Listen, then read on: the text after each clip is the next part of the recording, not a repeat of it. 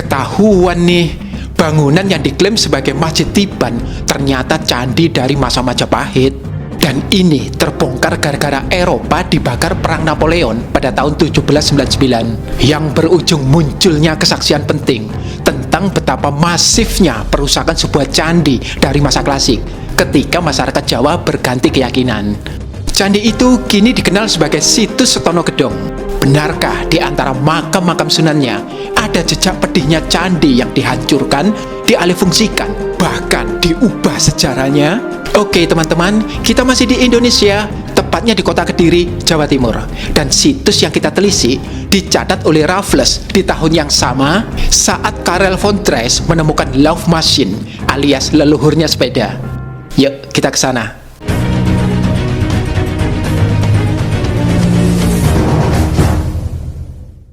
Buku terbaru ACC Channel, Rahasia Nusantara, sudah terbit ya. Ini reportase sejarah dan catatan perjalanan saya ke belasan Candi Medang. Bisa dibeli di mana?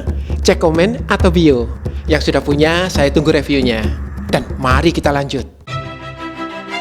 Pada tahun 1811, Napoleon Bonaparte menganeksasi Belanda, sehingga kerajaan itu harus membantu Prancis dalam Perang Napoleon menghadapi Inggris bersama koalisi Eropa. Pertempuran antara Inggris dan Belanda merembet ke koloni Hindia Belanda di Asia Tenggara, yang di kemudian hari menjadi Indonesia. Hindia Belanda pun takluk dan permata paling berharga di dunia, yakni Pulau Jawa, diserahkan Belanda kepada Inggris. Thomas Raffles ditunjuk Inggris sebagai Letnan Gubernur atas Jawa. Dan Raffles happy banget, wong dia tergila-gila pada budaya Jawa. Rasa cinta itu diwujudkannya dalam karya besarnya, History of Java, yang untuk pertama kalinya mencatat secara sistematis candi-candi di pulau ini. Uniknya, dalam buku itu sesekali Raffles menggambarkan dirinya sebagai traveler alias pelancong, alih-alih penguasa Jawa. Asline yo, Mas Raffles iku hobinya jalan-jalan. Hobinya blusukan membawa Raffles sampai ke Kediri, dan ia tercengang. Ibu kota Kediri saat itu penuh dengan peninggalan klasik. Pecahan relief, arca, prasasti, hingga reruntuhan candi sangat mudah ditemukan di setiap sudut kota. Sayangnya, semuanya hancur. Sebagai pelancong yang telah melihat sisa-sisa candi besar di Jawa Tengah, Raffles sontak menilai penghancuran artefak di Kediri melebihi kota-kota lainnya. Bahkan daya rusaknya itu, menurut Raffles, hanya mampu dilakukan dengan mengerahkan manusia dalam jumlah dan biaya yang kolosal. Wih, gak habis pikir saya. Di Kediri, Raffles juga melihat ada kompleks kuburan dan sebuah bangunan yang disakralkan umat muslim kala itu. Uniknya, loka itu dibangun dengan batuan candi yang sebelumnya sengaja dihancurkan. Tempat sakral itu dinamai Astana Gedong atau Kuburan Agung. Dan tidak seorang pun di zaman Raffles pada abad 19 yang tahu kapan ia dibangun dan oleh siapa. Namun warga pribumi tegas menyebut batuan candi yang dijadikan bangunan sakral itu asalnya dari zaman wong kuno, Kapir atau wong Buddha. Kini nama Astana Gedong berubah menjadi Setono Gedong. Dan kita akan ke sana untuk menelisik masih ada nggak sih jejak candi di sana atau semakin tergerus. Udah. Gerimis sendu di Astana Gedong. Jalanan masih sepi dan lengang saat saya sampai di kota Kediri pagi itu. Oh ya, beberapa candi di Kediri sudah pernah saya telisik ya. Misalnya situs Tondo Wongso dan Calon Arang, Candi Surawono, Arca Totok Kerot, Goa Selo Mangleng, dan Candi Tegowangi yang kabarnya menyimpan simbol Yahudi pada tautan di atas atau di deskripsi. Akhirnya saya sampai di Setono Gedong. Gerimis tipis tiba-tiba muncul sehingga saya membuka payung. Tapi ujung-ujungnya saya tutup juga karena gerimisnya timbul tenggelam. Kayak cintaku padamu. Udan kui berkat soko Gusti. Cocok dengan kata Raffles, situs ini dikelilingi rapat oleh pemakaman. Tapi apa pendopo itu yang dimaksud Raffles dengan Mohammedan Temple alias tempat yang disakralkan umat muslim? Sabar ya. Sekilas saja langsung terlihat pendopo gede itu berdiri di atas struktur klasik, yakni alas candi. Candinya sendiri, mulai dari upapita hingga ke atap, semestinya ada di tengah sana.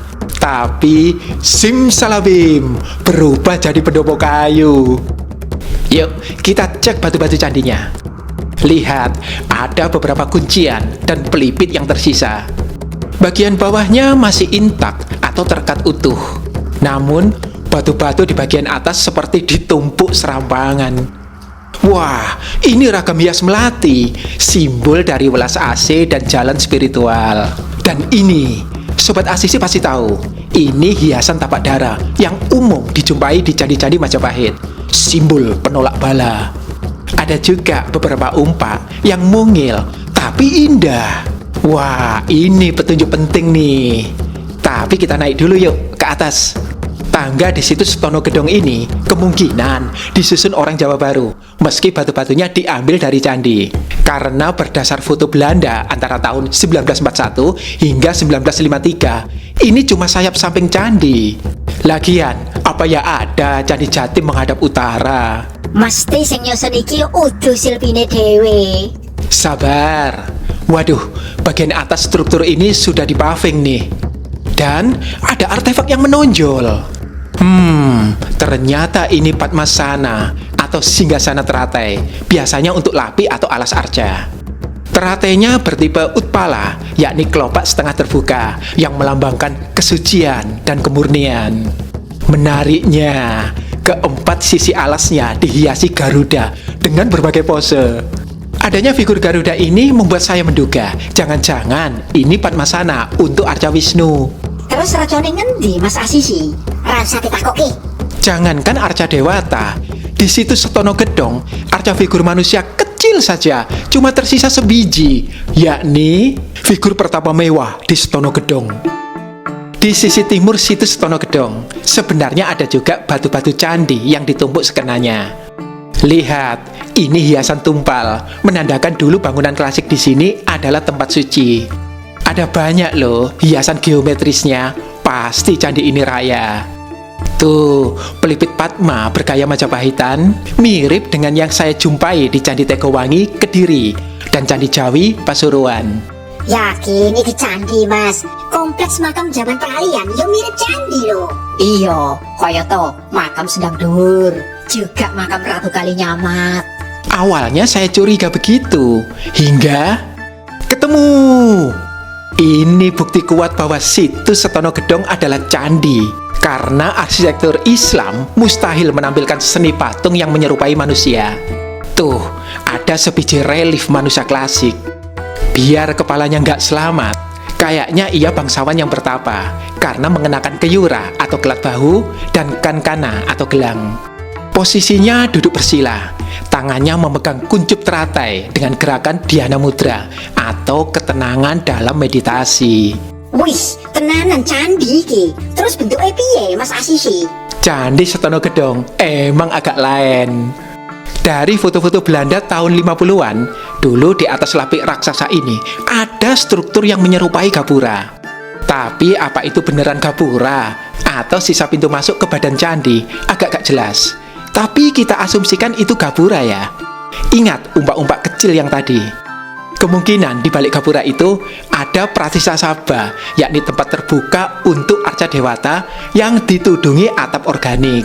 Tipe candi seperti ini hanya kita temukan di negara Kertagama, artinya sangat umum di zaman Majapahit. Nah, atap organiknya ditunjang oleh umpak-umpak kecil yang mewah tadi. Sementara arca dewatanya, yakni Wisnu, ditunjang lapik Padmasana tadi. Ini lumayan nyambung ya dengan rekaman zaman dalam kitab Tantu Panggelaran yang menceritakan bahwa penguasa Daha memuja arca emas Wisnu hingga zaman ditulisnya sastra itu, yakni di akhir masa klasik pada abad 16. Jangan-jangan loh, Candi Setono Gedong inilah yang dimaksud dalam Tantu Panggelaran sebagai tempat suci di komplek Istana Daha. Ini dugaan original saya ya. Oleh orang Jawa Baru, dinamailah struktur candi ini Masjid Tiban. Karena sudah dinamai demikian, ya otomatis fungsinya pun berubah. Sayang, gapura yang masih kelihatan di tahun 50-an itu raib. Bahkan ada kabar, gapuranya lenyap karena di semen. Malah di tempat gapura tadi, kini berdiri pendopo megah, tempat rehat para peziarah makam. Waduh, bangun yang dhuwure candi. Emangnya boleh? Nah, terus ikuti ya teman-teman, kita akan menguak peristiwa apa yang menyebabkan Candi Setono Gedong hancur. Dan mengapa masyarakat di masa kemudian sangat yakin candi ini adalah situs Islam. Namun sebelumnya jangan lupa untuk subscribe, like, dan share link video ini. Jangan re-upload ya. Klik juga link di atas atau fitur Super Thanks bila Anda ingin mendukung dalam hal pendanaan untuk mengembangkan kanal yang akan memperkaya perspektif Anda. Bala tentara Demak bergerak menghadang gempuran berkekuatan 200.000 prajurit yang terdiri dari infanteri, kavaleri, dan pasukan bersenapan. Tommy Pires, apoteker Portugis yang menjadi saksi mata langsung Nusantara di abad 16, mencatat dalam Suma Oriental bahwa salah satu yang mengiringi Demak adalah orang-orang Mur dan Peranaan. Jadi bukan poro wali ya, seperti versi Babat Tanah Jawi. Selain mereka, ada juga tentara pribumi dan koalisinya, yakni para patih pesisir dari berbagai etnis, namun seiman. Siapa sih yang mereka hadapi? Tak lain adalah kerajaan Daha yang dipimpin Batara Fujaya. Ialah penguasa kerajaan klasik terakhir yang tak lelah menggempur koloni-koloni Mur di pesisir utara. Batara Fujaya diduga identik dengan Gerindra Wardana Dhyarana Wijaya dalam prasasti peta Jio 1 hingga 2 dan Pararaton. Batara Fujaya iku yo Bro Wijoyo, Mas Asisi. Bukan, namanya mirip, tapi mereka persona yang berbeda ya. Pernah saya bahas pada link di atas atau di deskripsi. Nah, catatan Suma Oriental dari abad 16 ini cocok dengan rekaman zaman di sastra klasik akhir yang ditulis orang kita sendiri. Sastra-sastra ini mengenal Daha sebagai pusat kuasa Jawa. Misalnya, Lontar Calon Arang dan Tantu Panggelaran. Jajane, Daha kini ngendi to, Mas? Secara umum, sejarawan sepakat, Daha di masa kini adalah kota Kediri yang di dalamnya terdapat situs Setono Gedong. Yang unik nih, situs Setono Gedong adalah situs klasik Kediri yang paling dekat dengan Sungai Brantas, urat nadi perekonomian zaman klasik. Betapa strategisnya Sungai Brantas pernah kami ulas pada tautan di atas atau di deskripsi. Ditambah, Raffles menyebut bahwa Capitol atau ibu kota Kediri di abad 19 masih dipenuhi reruntuhan zaman klasik. Apa jangan-jangan situs Setono Gedong adalah bagian dari istana atau pusat kekuasaan Dhyarana Wijaya alias Batara Fujaya? Ini dugaan original saya ya. Masih ingat nggak kesaksian Raffles di awal video bahwa perusakan situs-situs klasik di Kediri begitu mencengangkan? Menurut Raffles, itu level kerusakan yang hanya mungkin dicapai dengan mobilisasi manusia dan dana yang kolosal. Menurut saya, kemungkinan itu adalah dampak dari gempuran bala tentara Demak yang di dalamnya termasuk orang-orang Mur terhadap Daha. Halah, masa sih Mas Asisi? Coba deh, baca Suma Oriental terjemahan halaman 223 tentang cara-cara orang Mur merebut hegemoni atas pesisir utara Jawa. Bayangkan, ketika kelompok itu akhirnya berhasil menjebol ibu kota Daha, apa yang mungkin terjadi? Masuk akal kan bila Raffles begitu kaget saat ia melihat jejak-jejak kerusakan reruntuhan klasik di Kediri. Dan ternyata ada hipotesis lain yang cukup melengkapi analisis ini, yakni misteri tulisan Arab di kuburan Setono Gedong. Pada tahun 2003, sejarawan Claude Guillot dan Ludwig Kalus dari Prancis meneliti sebuah inskripsi Arab pada makam kuno di sebelah barat laut pendopo Setono Gedong. Makam itu dipagari tembok bata merah yang bila mengacu pada kesaksian Raffles, besar kemungkinan adalah bata-bata candi. Kok nasibnya kaya candi Dieng ya? Iya, saksine ya Raffles maneh. Kita bahas nanti ya. Inskripsi itu menyebut adanya seorang syekh tanpa nama dari abad 16 yang dipuji-puji mazhab dan nisbahnya. Sejarawan Guillot menduga inskripsi itu dibuat oleh Sunan Kudus untuk mengenang ayahnya yang gagal menjebol Daha pada tahun 1520-an. sekaligus monumen yang merayakan kemenangannya sendiri atas Daha pada tahun 1527. Tapi Goelet agak ragu bila itu benar-benar makam. Ia menduga mungkin itu cuma makom alias petilasan. Bagi saya, ini hipotesis yang keren. Tapi sayangnya, tidak ada sumber primer serbuan Sunan Kudus yang ditulis pada abad 16. Jadi, hipotesis ini didasarkan pada narasi babat dan tradisi tutur dari abad 18 hingga 20, yang otomatis sekunder banget. Karena selisihnya sampai ratusan tahun. Apalagi inskripsi Arab di makam Setono Gedong ini kentara banget, sengaja dijejalkan di antara bata-bata kuno. Buktinya, tuh, dua hiasan tapak dara di sekitarnya kepotong loh sudutnya. Kelihatan kalau ragam hias itu aslinya tidak didesain untuk dijejali batu inskripsi. Malah mungkin dipotong supaya pas dengan bentuk batu inskripsi yang ditambahkan belakangan. Ya iso wae, wis kaya ngono dari sononya, Mas Asisi. Mana ada orang Jawa klasik yang mengukir ragam hias seceroboh ini, sampai berani memotong tapak dara sang penolak bala. Iya toh? Di masa modern, makam ini lalu dikenal sebagai makam Syekh Al-Wasil Samsudin alias Mbah Wasil, yang diklaim Guru Jayabaya, si jagung ramal. Candi Setono Gedong dikelilingi oleh kompleks permakaman. Yuk, kita bergeser ke sana. Lihat, ada sumur. Batu-batu candi digunakan sebagai pengeras di sini. Ada juga makam Amangkurat III, Raja Mataram, yang menurut arkeolog masih diragukan kebenarannya. Nah, yang diyakini sebagai makam Mbah Wasil ada di sudut barat daya. Yuk, kita mampir ke sana. Dalam kesaksian Thomas Raffles di abad 19, makam-makam di Astana Gedong aslinya dibuat dari batu-batu candi. Dan beneran, saya menemukan banyak batu candi di makam-makamnya. Misalnya ini, kelihatan kan batu candi. Mungkin loh ya, gapura ini dulunya bagian dari kompleks candi yang lebih luas. Tentu saja, saya mengacu laporan Raffles bahwa penduduk di abad 19 mengakui batu-batu di kompleks ini berasal dari zaman wong kuno, kafir, dan Buddha. Saya langsung tahu, ini susunan kuno yang direkatkan dengan metode gosok ala candi, tanpa semen. Dan yang itu susunan baru, pakai semen.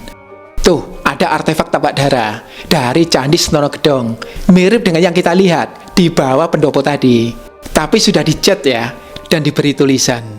Sakjane Mbah Wasil kuwi historis apa ora? Saya nggak akan membahas beliau itu tokoh historis atau bukan. Toh, inskripsi Arab di dalam sana yang tadi kita bahas tidak menyebut sebuah nama. Selain sederet gelar, diantaranya Al-Kamil, Al-Fadil, dan Al-Wasil. Menurut sejarawan Kediri, Novi BMW, karena sama-sama ada wasilnya, tokoh ini lalu dihubungkan dengan Syekh Al-Wasil Samsudin dalam kitab Musarar alias Jongko Joyoboyo. Jadi deh, narasi bahwa Mbah Wasil Setono Gedong adalah gurunya Joyoboyo. Tapi sumbernya sekunder banget, dari babat yang ditulis pada abad 19 hingga 20. Cerita Mbah Wasil yang diundang untuk mengajar Islam kepada Raja Jayabaya di abad 12 tidak ada data primernya. Di prasasti nggak ada, di karya sastra klasik apalagi.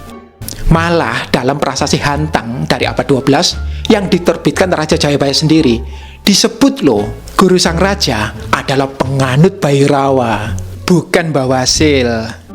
Tapi kalau dibilang yang ngundang Mbah Wasil itu Joyoboyo si jagung ramal, Ya monggo mawon. ingat ya, Joyoboyo si jagung ramal yang pakai O, itu sumbernya dari naskah babat yang ditulis pada abad 19.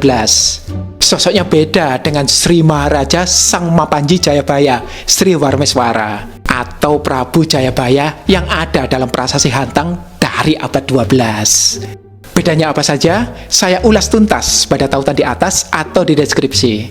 Tapi ada satu lagi info menarik tentang Mbah Wasil.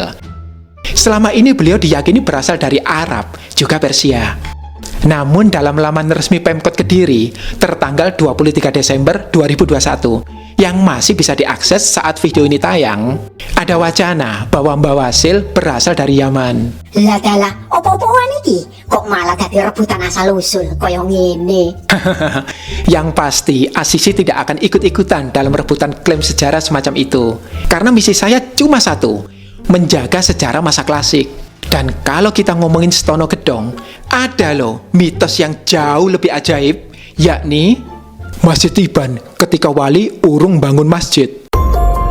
Alkisah menurut mitos, bukan kata saya ya, ada wali yang ingin membangun masjid dalam semalam. Nama walinya bisa siapa saja, tergantung yang menceritakan. Yang jelas, ia diyakini seorang wali. Karena pagi keburu datang, pembangunan masjid pun terhenti di tengah jalan. Lalu, menurut mitos tersebut, jadilah Masjid Tiban yang tak lain adalah struktur Candi Stono Gedong tadi. Konon, disitulah masyarakat dulu beribadah sebelum Masjid Aulia dibangun di sisi timur. Kok dadi kelingan Roro Jonggrang dan 1000 candi yo mas? Ya, mitos gagal membangun karena pagi keburu datang memang sangat populer di masyarakat Jawa Baru. Selain legenda Roro Jonggrang, ada juga mitos yang mirip-mirip di situs Watu Ambal, Temanggung, dan Pentirtaan Capian Kunti, Boyolali. Agaknya mitos semacam ini lahir dari kebingungan masyarakat Jawa Baru memahami candi karena keyakinan yang dianutnya sudah berbeda. Tapi mas, kapan mitos Masjid Tiban mak betunjuk? Ya gampang aja toh. Yuk, kita cek lagi keterangan Raffles dalam History of Java saat ia berkunjung ke Stono Gedong pada abad 19. Raffles mencatat, tidak seorang pun warga muslim yang tahu kapan dibangunnya tempat-tempat yang mereka sucikan di Astana Gedong, termasuk siapa yang membangunnya. Warga pribumi saat itu taunya sebatas bahan bangunannya diambil dari batu zaman wong kuno, Kapir, dan Buddha. Raffles di abad 19 tidak mencatat adanya inskripsi Arab, cerita makam Mbah Wasil, apalagi soal Prabu Joyoboyo yang berguru pada beliau, juga mitos soal Masjid Tiban. Pada abad 19, gak ada pribumi yang tahu semua itu. Jadi, kalau sekarang kita mendengar berbagai cerita, berarti cerita itu munculnya ya setelahnya. Bisa di abad 20, bisa juga baru-baru ini. Sayangnya, candi di Stono Gedong dan kesejarahan klasiknya kini makin tergerus oleh adanya sejarah yang berubah. Kemungkinan cerita Stono Gedong sebagai bukti Joyoboyo si Jagung Ramal berguru pada Mbah Wasil menjadi mapan justru di masa modern, alias baru-baru ini saja. Menurut laman resmi Kelurahan Stono Gedong yang masih bisa diakses saat video ini tayang, awalnya para peziarah tahu soal makam Mbah Wasil dari getok tular atau cerita mulut ke mulut. Jadi bukan dari sumber primer yang tertulis ya. Tapi lantaran animo masyarakat begitu besar, pada tahun 2007 pemerintah Kediri gercep menetapkan Stono Gedong sebagai destinasi wisata religi Islam. Nah, sebelum penetapan itu, pendopo besar yang kita lihat ini dibangun di atas struktur candi. Lalu, pada 2013, pembangunan Masjid Aulia dilanjutkan. Dan pada 5 November di tahun itu, Organisasi Pelestarian Sejarah Budaya Kediri atau PASAK yang saat itu diketuai sejarawan Novi BMW menemukan 4 lubang sedalam hampir 1 meter di sisi utara areal pendopo. Ternyata akan dibangun pagar keliling di teras pendopo Candi Stono Gedong. Namun, tiang panjang besi yang dipakai merusak struktur candi. Menurut berita yang masih bisa diakses saat video ini tayang, pada tahun 2013 itu, mahasiswa Islam dari PMII ikut turun jalan memprotes pembangunan ini. Ketua PBNU pun menghimbau agar Stono Gedong dijaga keasliannya.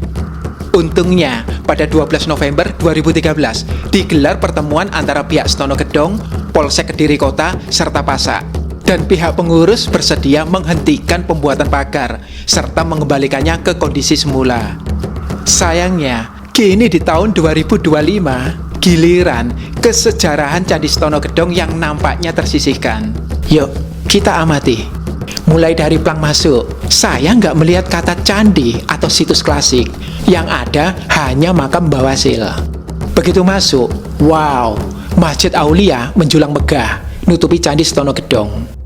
Dan kalau kita lanjut ke peta resmi Stono Gedong, wow, Benar-benar nggak ada kata candi atau situs klasik. Lapik candi sebesar itu cuma dinamai pendopo, padahal itu jelas alas candi. Di sekitar candi pun, saya tidak melihat plang nama candi atau situs Setono Gedong. Dan saya kesini pada tanggal 3 Maret 2025. Padahal semua candi dan situs punya plang nama. Sebagian malah ada info sejarahnya. Yang semungil situs Calon Arang loh, ada plang nama dan keterangannya. Tapi di Setono Gedong cuma ada 2 plang. Satunya tata tertib, satunya lagi Undang-Undang Cagar Budaya. Tanpa nama candi. Ya jelas Mas Asisi, kuwi lak mung pendopo. Yang bertebaran di mana-mana justru nama makam. Padahal 3 tahun lalu saya pernah kemari dan nama-nama ini belum ada. Sekarang, wow, ada Sunan A, Sunan B, Sunan C. Banyak sekali nama Sunan. Mbok ya sekalian nama candinya. Jujur, saya merasa kok aura zaman klasik Candi Setono Gedong makin tergerus ya. Tapi semoga ini cuma perasaan saya. Mau gak mau, saya jadi teringat pada Candi Kimpulan yang ditemukan pada 2009 saat Universitas Islam Indonesia atau UII Sleman menggali fondasi untuk membangun perpustakaan. Uniknya, UII sampai mengubah desain perpustakaan untuk mengakomodir candi, seolah memeluk budaya leluhur meski agamanya beda. Museum kecil pun dibuat untuk memamerkan artefak Candi Kimpulan dan cerita di baliknya, sehingga kesejarahannya terjaga. Kisah lengkapnya bisa dicek nanti ya pada tautan di atas atau di deskripsi. Semoga suatu hari nanti hal ini pun terwujud di Setono Gedong. Karena situs-situs di Setono Gedong kaya sekali. Sejarahnya merentang panjang, mulai dari periode klasik hingga kemerdekaan. Tahu nggak? Selain Candi Setono Gedong, di area ini ada juga pemakaman para bupati dan beberapa tokoh nasional dari Kediri. Ada Abdul Rahim Pratalikrama, tokoh BPUPKI tahun 1945, penggagas syarat untuk jadi Presiden Indonesia, hingga Raden Ayu Jayadikda, ibu mertua R.A. Kartini. Sesuai dengan namanya ya, Astana Gedong. Saat menelusur puluhan candi di Pulau Jawa, selain kerusakan yang disebabkan alam, saya menemukan berbagai cerita ulah manusia dalam melenyapkan sebuah candi. Mulai dari merusak langsung, menghilangkan artefaknya, mengalihkan fungsinya, hingga menulis ulang sejarahnya. Namun, tentu saja memprihatinkan jika semua itu terjadi di satu tempat yang sama. Karena itu, video ini bukan untuk menyalahkan siapapun, tapi sebuah bentuk keprihatinan. Karena toh semua ini terjadi di masa lalu. Semua perlakuan buruk dari sebagian leluhur kita pada candi-candi klasik tidak bisa kita ubah, sudah terlanjur. Tapi ada pilihan bagi kita untuk merengkuh yang namanya second chance atau kesempatan kedua. Bagaimana caranya? Kita harus jujur tentang apa yang terjadi di masa lalu. Jangan ditutup-tutupi, apalagi diindah-indahkan. Bahwa di balik wisata religi Setono Gedong, sesuai kesaksian Raffles dari abad 19, ada candi masa hidup Buddha yang pernah dihancurkan dan dialihfungsikan. Baru setelah kejujuran itu disampaikan, ada peluang untuk membangun narasi yang lebih terhormat. Bahwa di Setono Gedong, bukan hanya fisik candinya yang dirawat, melainkan juga sejarahnya. Ini peluang untuk menunjukkan arti toleransi yang sesungguhnya, agar kita dapat kembali ke fitrah sebagai insan Indonesia yang mencintai dan melanggengkan warisan leluhur kita, apapun agamanya.